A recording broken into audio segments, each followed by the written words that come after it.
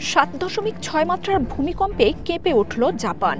স্থানীয় সময় সোমবার রাত 11টার পর দেশটির উত্তর পূর্বাঞ্চলীয় উপকূলে ভয়াবহ এই কম্পন অনুভূত হয়। শক্তিশালী ভূমিকম্পটি প্রায় 30 সেকেন্ড স্থায়ী ছিল বলে জানাচ্ছেন স্থানীয়রা। কেঁপে ওঠে রাজধানী টোকিও। ভূমিকম্পের পরই সুনামি সতর্কতা জারি করে দেশটির আবহাওয়া সংস্থা JMA। সুনামির কারণে সমুদ্রের ঢেউ 10 ফুট উচ্চতায় উঠতে পারে বলে শঙ্কা জানানো হয়েছে। হোক্কাইডো, আওমোরি এবং ইওয়াতেও সুনামি সতর্কতা জারি হয়েছে। উপকূলীয় এলাকায় না যাওয়ার পরামর্শ দেওয়া হয়েছে বাসিন্দাদের। এরই মধ্যে কিছু এলাকায় 40 সেন্টিমিটার উচ্চতার সুনামি লক্ষ্য করা গেছে বলে জানিয়েছে কর্তৃপক্ষ। ভূমিকম্পের পরই জরুরি বক্তব্য দেন প্রধানমন্ত্রী সানায়ে তাকাইচি। জানান, পরিস্থিতি পর্যবেক্ষণের পাশাপাশি প্রয়োজনীয় পদক্ষেপ নেওয়া হচ্ছে। বিপজ্জনক ও নিম্নাঞ্চল থেকে নিরাপদ আশ্রয়ে বাসিন্দাদের সরিয়ে নিতে কাজ শুরু হয়েছে।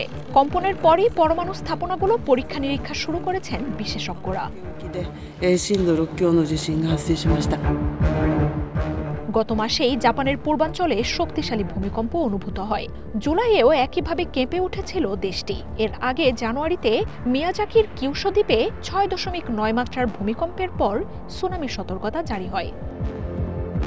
জাপান এমনিতেই বিশ্বের অন্যতম ভূকম্পপ্রবণ দেশ।